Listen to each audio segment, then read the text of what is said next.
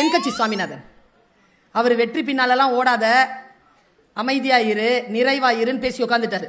அடுத்து சுகி சிவம் சார் வந்து வெற்றி பேரு, வெற்றி நிச்சயம்னு பேசிட்டு போயிட்டாரு. டவுட் ஒருத்தன் எழுந்திரிச்சு கேட்டான். 2 பேருக்கும் 600 ரூபா கொடுத்துட்டு வந்து பேச்ச கேட்டிருக்கேன். காலையில இந்த ஆளு வெற்றிக்கு பின்னால ஓடாத, அமைதியாயிருன்ற, இவரு வெற்றிக்கு பின்னால ஓடுங்கிற, நான் எதை கேட்கறது? அதுக்கு சுகி சிவம் எழுந்திரிச்சாரு பதில் சொல்றதுக்கு.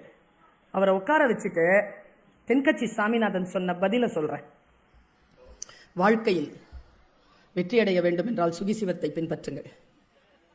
மகிழ்ச்சியாக இருக்க வேண்டும் என்றால் என்னை பின்பற்றுங்கள் சொல்லிட்டு உட்காந்துட்டாரு. அவர் இறக்கிறதுக்கு முன்னால சேலம் ஜங்ஷன்ல சந்திக்கிற அந்த பெரியவரை, நாங்க அந்த ரவுண்டா இருக்கோம், அங்க இதுல உட்காந்துட்டு இருக்கோம். அந்த தூண் ஒண்ணு, இரும்பு தூண் பக்கத்துல உட்காந்துருக்கோம். அந்த இது போட்டிருப்பாங்கல்ல, ரூஃப் போட்டிருப்பாங்கல்ல, ரூஃப்க்கு ஒரு பில்லர், அந்த பில்லர் பக்கத்துல உட்காந்துருக்கேன். வந்து அவர் உட்காந்துருந்தார். ஐயா வணக்கம், என்ன பருவி நல்லா இருக்கிறேன் உட்காரு அப்படின்னு. என்ன ஒரு சைக்காலஜி பசங்க எல்லாருமே என்னுடைய புத்தியை நோண்டி என்னை பத்தி ஒரு கேஸ் ஸ்டடி எழுதியிருக்காங்கம்மா, இப்பதான் ரிசல்ட் வந்துச்சு, பாக்குறியான்னு கேட்டாரு. சரி சொல்லுங்க சார். கடைசியா கேஸ் ஸ்டடியில அவரை விசாரிச்சுட்டு தென்கட்சி சாமிநாதன் சார் என்று ஒரு தகவல் எழுதியிருப்பார்.